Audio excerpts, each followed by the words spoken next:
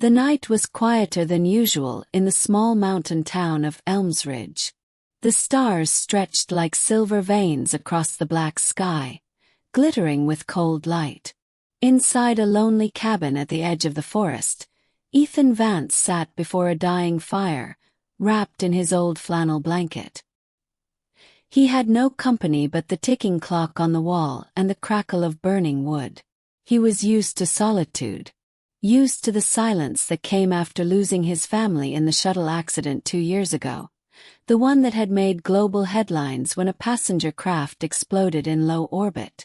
Since then, he had left the city, left everything. It was nearly midnight when the knock came. 3 soft, deliberate knocks.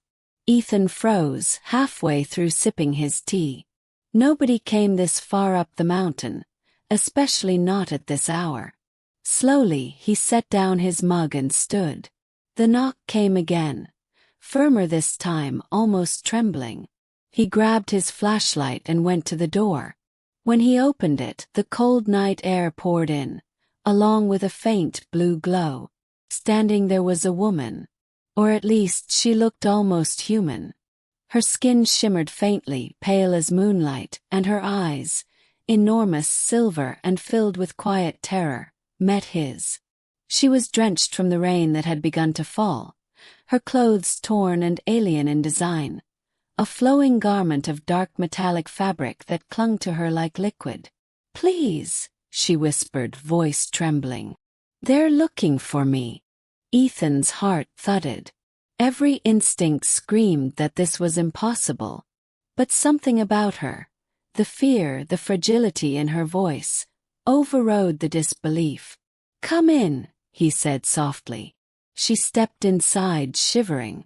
The blue light around her dimmed as she crossed the threshold, as though the cabin's human air swallowed it. Ethan helped her to the fire. Her hands were cold, not just from the rain, but unnaturally cold, like metal warmed by grief. "What happened?" he asked. She looked into the fire for a long moment before speaking. "I escaped," she said quietly. "From a ship in orbit. My people call it the Sovereign Arkansas. They're not kind to those who question them." Ethan frowned. "You're not from Earth." Her eyes shimmered. "Not anymore. But I came here because humans, your kind, still remember compassion." She touched her chest, where a faint blue pulse flickered beneath her skin. "I am Princess Naira of Elindra, and I can no longer return." Hours passed as she told her story. She had been heir to a great alien empire, but her world was ruled by logic, purity, and conquest. Emotion was forbidden. Warmth, affection, seen as weakness. Naira had disagreed. She had studied human transmissions, fascinated by laughter, tears, and the concept of love. When her father learned of it, he ordered her memory erased. Instead she fled. Her escape pod had crashed deep in the mountains near Ethan's cabin. And now, the soldiers of the Sovereign Ark were searching for her. Ethan listened silently. The storm outside howled, wind rattling the windows like ghostly fingers. She looked so small in his blanket, her alien glow fading as exhaustion set in. "Why come to me?" he finally asked.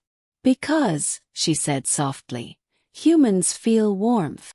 I wanted to know if it was real before I die." Something broke inside him then.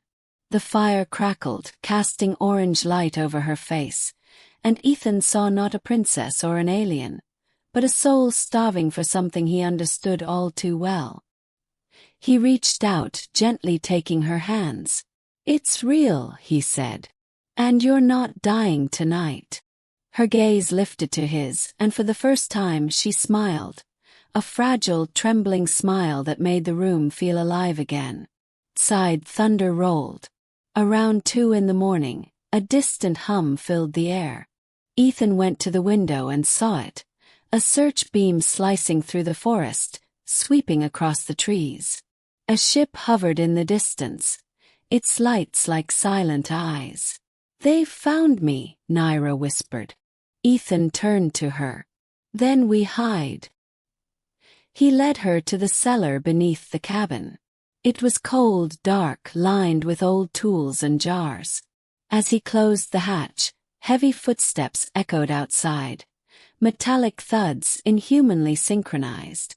Through a crack in the floorboards, Ethan saw shadows move, tall, armored figures scanning with glowing visors.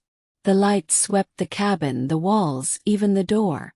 Then, after a long silence, the humming retreated. Naira pressed her forehead to his shoulder, trembling. "You risked your life," she murmured. He shook his head. "No one deserves to be hunted for wanting to feel." When dawn came, the forest was quiet again. The ship was gone. The morning light spilled through the windows, painting the room gold. Naira stood by the fireplace, the first rays of sun gleaming off her hair like strands of silver silk. Her eyes were softer now, almost human. "I can't stay," she said. "They'll come again. And if they find you with me..." Ethan stepped closer. "Then go where they can't find you. I'll help." She looked up, tears glimmering. "Ethan, if I go, will you remember me?" He smiled faintly. "How could I forget the night an alien princess knocked on my door at midnight?" For a moment she laughed, a sound like wind chimes in the sun. Then she placed her hand against his chest. Her palm glowed, warmth flooding through him. "This is the warmth I sought," she whispered. "Now it lives in you too." Light bloomed around her, blinding and pure. When it faded, she was gone. Nothing left but the faint scent of rain and a glowing mark on the floor where she had stood. Weeks passed. The world remained silent about any alien visitors. Life in Elmsridge returned to normal, except for Ethan. Sometimes, when he walked through the forest at night, the stars seemed closer, the air charged with faint blue sparks. And on cold nights when the fire burned low, he could still feel her touch, a pulse of warmth in his chest, as if her heart beat there alongside his. One night, as he sat by the fire, he looked to the stars and smiled. Because somewhere out there, a runaway princess was free, carrying a piece of his warmth across the galaxy. And on Earth, a lonely man had finally found something to live for again. Ethan woke to a strange silence. The storm had passed, and the world outside glowed silver under the early dawn. The fire had burned low, casting soft light across Naira's face as she stood by the window, staring at the fading stars. "I can't stay," she said quietly. "They'll come again. And if they find me here, they'll take you too." Ethan rose, heart tightening. "Then let me come with you." She turned, eyes shimmering like liquid metal. "You can't survive where I'm going. But your kindness will travel with me." He stepped closer. "Naira."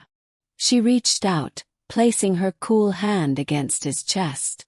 The spot beneath her palm began to glow, warmth spreading through his heart. "This," she whispered, voice trembling, "is the warmth I came for. I thought I needed a human's touch to understand it. But I see now, it was never about stealing warmth. It was about learning how to feel it." Light began to bloom around her, soft at first, then radiant, filling the cabin with a silvery brilliance.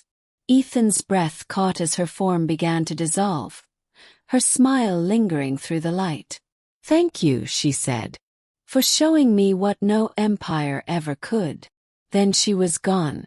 The air fell still, leaving only the faint scent of rain and a glowing mark where she had stood.